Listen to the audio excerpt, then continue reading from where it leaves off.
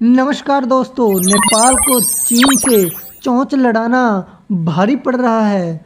अब आप पूछोगे कि मैं ऐसा क्यों कह रहा हूँ। दरअसल दोस्तों, चीन ने नेपाल को कर्ज के जाल में ऐसा फंसाया कि उसको 600 करोड़ रुपए के विमान चिपका दिए, जिनका नेपाल हर साल 9 करोड़ रुपए तो सिर्फ ब्याज ही देता है। दरअसल दोस्तों, चीन ने नेपाल को अपनी विमान इंडस्ट्री के द्वारा पैसे कमाने के ऐसे सपने दिखाए कि अब उन सपनों को देखकर नेपाल ने चीन से अपनी नेपाल एयरलाइंस के लिए चीन के विमान खरीद लिए, यह सोचकर कि नेपाल एयरलाइंस इंडस्ट्री को बहुत फ़ायदा पहुंचेगा और उसके खजाने को ये जहाज़ लबालब भर देंगे। लेकिन चीन का यह कबाड़ विमान आज उसके गले की हड्डी बन गया है, जो ना उसके गले से नीचे उतर रहा है और ना ही बाहर आ रहा है। दरअसल दोस्तों, नेपाल ने बड़े ही अरमानों से चीन से विमान खरीदे, लेकिन इन विमानों का रखरखाव और इन विमानों को उड़ाने का खर्च इतना ज़्यादा है कि जो इसकी कीमत से भी ज़्यादा पड़ रहा है।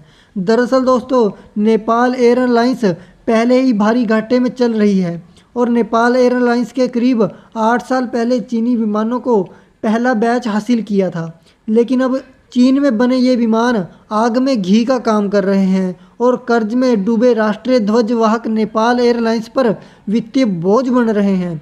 अब नेपाल एयरलाइंस ने अपने 5 चीनी निर्मित विमानों को बेचने का फैसला किया है, लेकिन आलम यह है कि एविएशन सेक्टर से जुड़ी कोई कंपनी इन विमानों को खरीदना तो दूर, इन विमानों को पट्टे पर भी नहीं लेना चाहती।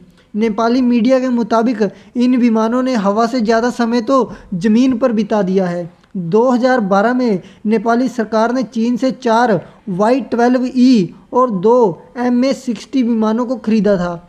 इसमें से एक विमान दुर्घटना के पहले ही शिकार हो गया था, जिसके बाद उड़ने की स्थिति में नहीं रहा, जबकि शेष 5 त्रिभुवन राष्ट्रीय हवाई अड्डे की पार्किंग में बेकार खड़े हैं। स्थिति ये आ गई है कि नेपाल एयरलाइंस को विमान उड़ाने के लिए अब पायलट तक नहीं मिल रहे।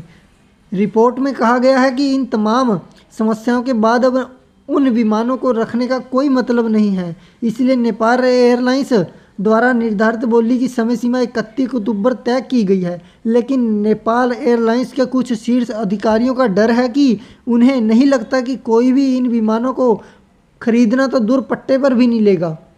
कहा जाता है कि इस समस्या से इतना विकराल रूप ले लिया है कि विमान मंत्रालय ने निगम को निर्देश दिया है कि वह इन विमानों को किसी को भी बेच दे। चीनी विमानों को किसी को भी बेचने की तैयारी करे। चीनी विमान खरीदने के बाद जब नेपाल ने 2014 में उन्हें मैदान में उतारा था, तभी से सरदर्द बन गए थे। अब जैसे जैसे घाटा बढ़ता जा रहा है, स्थिति ये बन गई है कि इन विमानों को घाटे की कीमत पर भी बेचना पड़ रहा है। मेरे हिसाब से तो इस स्थिति पर एक ही कहावत फिट बैठती है कि गरीबी में आटा गीला होना। और दोस्तों, आपको क्या लगता है नेपाल की इस विकट स्थिति को देखकर? अपने विचार कमेंट्स में ज़रूर बताना और इस चैनल को लाइक, शेयर और सब्सक्राइब करना मत भूलना।